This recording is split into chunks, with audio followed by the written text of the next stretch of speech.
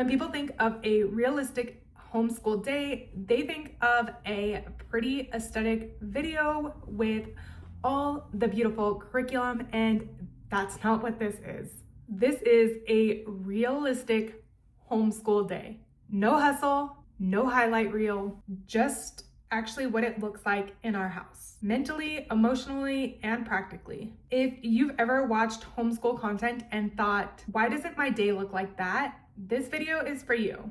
I think this is very important to say right up front.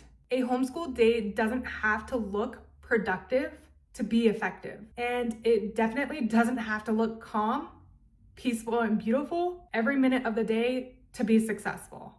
There are days when we start later than we planned, days when lessons take longer, days when sometimes attitudes are off, and that could even be my attitude. And none of this means that homeschool is not working. It just means we're human. Most days we don't start with cutesy morning routines. We start with real life. We get up, we get dressed, we get ready for the day, and we eat breakfast. Coffee, checking in with how everyone's feeling this morning, sometimes adjusting our plans before they even begin. I have learned that forcing a rigid rhythm or routine often backfires on me. So instead of asking, what should we get done today? I start with what actually feels realistic. And for us, that is always starting the morning with World Watch News, which is a Christian-based news platform. And they give you the news in like 10 minutes. It just gets our day started. And I feel like my children's brains are starting to think and have some critical thinking going on. And I think this is important.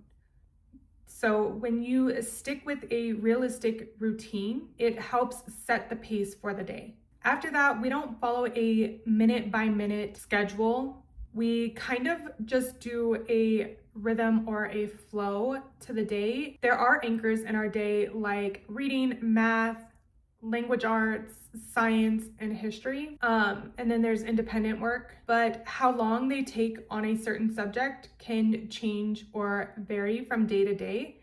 I'm not saying that they should be taking all day to do one subject. Definitely not. I will evaluate them at a certain point and be like, hey, what is going on? Why are we not moving forward? And usually it's because they're stuck.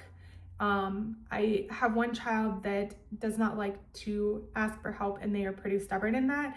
So I constantly have to check in with them and say, hey, look, bud, what are we doing? What do we need? What do you need from me? So that we can keep this pace moving. But otherwise, we just have those anchors in place so that we know we have things to get done.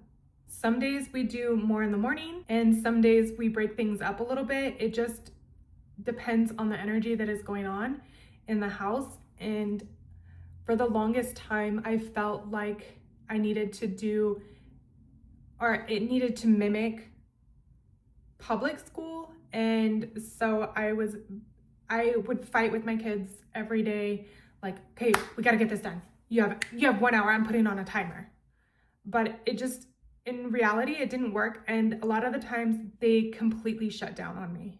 So I was having to do a lot of pivoting and a lot of force work and stuff like that.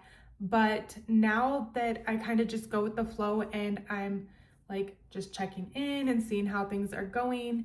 And if we need to pivot and the one subject that they are like having a really hard time with, we need to just like set it aside for a minute and take a break, we can pivot and then come back to it.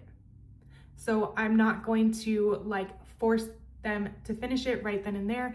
I do like to make them think about like what exactly is creating that block for them. Is it because they think it's hard?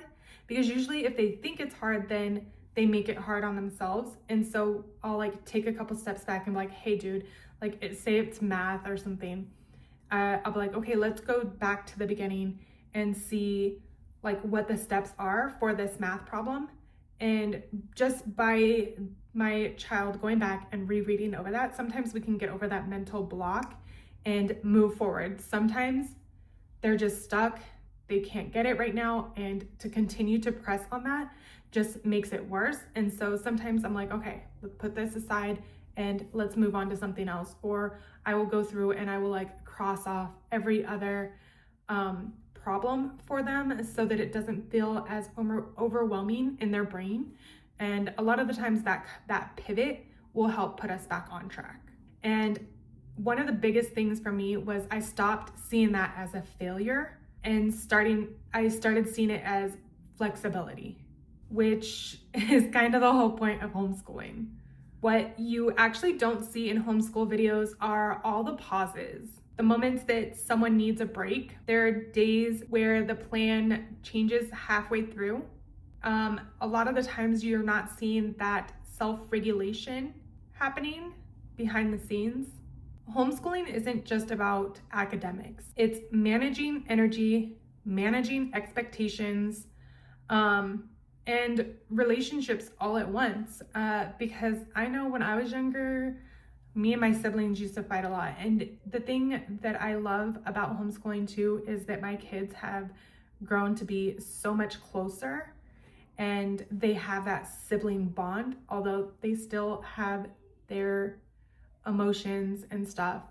But it has brought them a lot closer.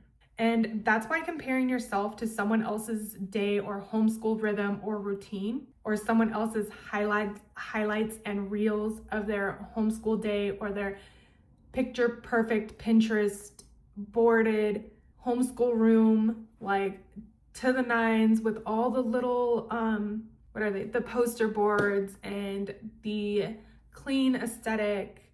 Like, you can't compare yourself to somebody else's day, because you're only seeing a snippet of their day. And sometimes it makes you feel like you're doing it all wrong, and you're not. One of the biggest shifts that we made was simplifying things, not adding more curriculum. I have seen so many like curriculum videos, or like people that are like, oh, you need to do X, Y, and Z, and your day just gets filled with all of this nonsense and extra enrichment, when the basics is what we need. You have to let go of that feeling that every day needs to be filled up in order for it to be successful, in order for it to have value.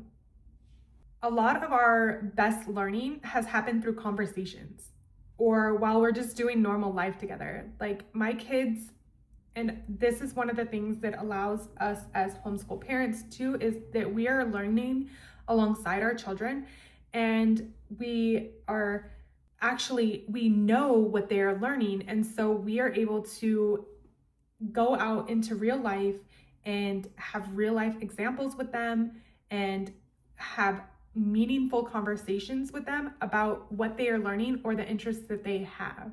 When I stopped trying to recreate school at home, life began to feel a little bit lighter. My kids weren't pushing back as hard. We were having more fun. And like I said, we were having those genuine conversations. And so it just felt lighter. Like it didn't feel like I was trying as hard. By the end of the day, things don't always feel like they're finished. And I'm okay with that, because I know that I am hitting the fundamentals of what we need to get done. And as they get older, we will implement other things and make sure that we are going into depth. However, right now, in this season of life, it's okay to simplify homeschool, because it's just gonna make your life and your heart feel a lot lighter and allow you to keep this sustainability of homeschooling your kids. If it gets too rough, this is where moms quit and they want to send them back to public school. And I don't say send them back to public school in a demeaning way. I'm just saying that moms often quit and feel like failures because they are trying to follow a public school routine, or trying to stay in a rigid routine and not allow for flexibility. When you simplify things, like the kids just know what to do. You know what to do. So there isn't that chaos all the time. There isn't that fighting with the kids to do what they need to do language arts or reading. They just pick it up and do it because they know, like, this is easy. I got this. I don't have to think about it. And so that's what makes it feel lighter. If your homeschool feels messy or quiet or inconsistent or even slower than what you see online, it doesn't mean that you're failing. You're right where you need to be. And like I said, you're only seeing snippets of other people's life. You don't need to earn rest or flexibility by being perfect first. Simplify first, and that will help you become flexible and give you the rest you need. So this is your permission slip to stop chasing that aesthetic and start trusting your own rhythm and your own life. You know what's best for your life. You know what's best for your children. And if this season is feeling heavy for you, I hope this video reminded you that you're not doing it wrong. You're just doing it realistically. What you see on Pinterest, what you see on TikTok, Instagram, wherever you are watching homeschool videos or homeschool curriculum, those are just bits and pieces of people's lives. We are not seeing the emotional regulation behind the scenes. We are not seeing those pauses in between the day when people just need to take a break because it is overwhelming. We are not seeing the crayon mess that was cleaned up before, or the record button was pressed. So give yourself grace, mama. You are doing amazing. You are not failing. I am glad that you are still here and you watched the end of the video. YouTube is going to recommend what video you may like next. Go ahead and check out my videos, and until next time, I'll see you around. Bye, guys.